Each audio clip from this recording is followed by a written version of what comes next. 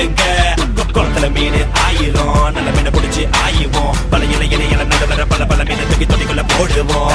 ஒர்ஸ்க்கு 10 ரேபிட்டுக்கு 18 லெஃப்ட்ல ஒண்ணு ரைட்ல ஒண்ணு கூட்டி கிடைச்சா இருக்குது உலகம் போற ஒட்டி தானா தானே